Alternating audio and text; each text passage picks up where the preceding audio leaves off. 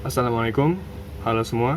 Saya Muhammad Abdul Al-Muhsin dari kelas Manajemen Pendidikan Universitas Negeri Jakarta.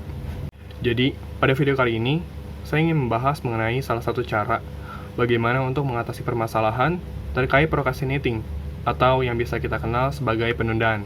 Pembahasan ini saya ambil dari bukunya Hayden Finch yang berjudul The Psychology of Procrastination.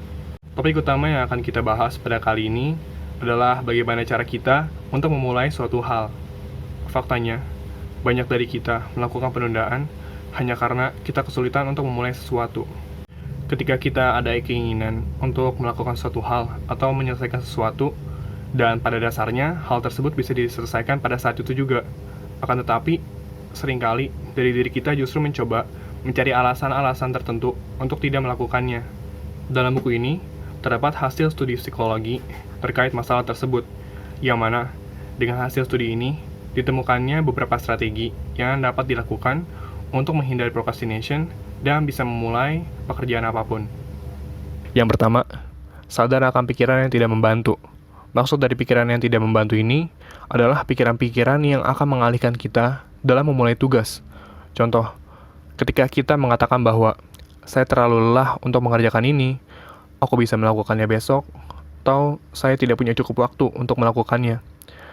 Hal-hal tersebut merupakan pikiran-pikiran yang tidak membantu dan dapat menghambat pekerjaan kita. Yang kedua, gunakan jadwal.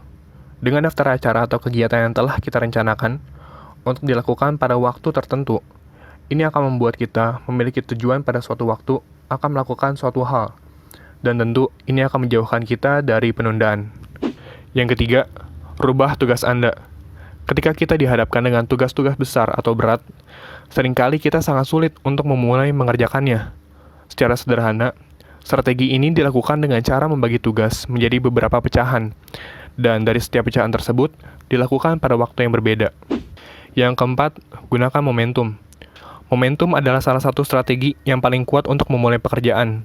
Hal ini dapat dilakukan dengan kita mencoba melakukan hal-hal kecil, yang mana dengan selesainya pekerjaan kecil tersebut, kita akan memiliki motivasi untuk dapat melakukan pekerjaan yang lainnya. Yang kelima, lakukan yang termudah atau tersulit. Hal ini dapat dilakukan dengan dua cara. Cara yang pertama, sama seperti strategi menggunakan momentum, yang mana kita melakukan hal mudah terlebih dahulu, dan kemudian dilanjutkan kepada hal yang sulit. Cara yang kedua adalah mengerjakan hal tersulit terlebih dahulu. Hal ini dilakukan dengan tujuan, setelah menyelesaikan hal sulit, membuat kita berpikir bahwa tugas-tugas selanjutnya akan menjadi mudah untuk dilakukan. Yang keenam, tetapkan batas waktu. Strategi ini dilakukan dengan memprioritaskan suatu kegiatan dalam rentang waktu tertentu secara spesifik. Misal, kita sudah set waktu untuk belajar statistika selama 15 menit, maka kita harus berkomitmen selama waktu tersebut hanya untuk belajar statistika. Yang ketujuh, tinjauan penyesalan diri. Berapa kali kita menyesal setelah tidak menyelesaikan suatu hal lebih awal? Contohnya kayak belajar buat menghadapi ujian atau mulai mengerjakan tugas lebih awal. Dari hal tersebut, ketika kita memulai sesuatu yang telah ditunda, hal tersebut mendatangkan penyesalan seperti yang disebutkan sebelumnya. Dari strategi yang disebutkan tadi, kita bisa mengambil kesimpulan bahwa untuk dapat mulai mengerjakan sesuatu dan terhindar dari penundaan, hal utama yang harus dilakukan adalah dengan sadar akan diri sendiri untuk dapat membentuk pola pikir yang bijaksana dalam mengambil keputusan ketika melakukan sesuatu. Sekian dari saya. Like kalau kalian suka, dislike kalau nggak suka.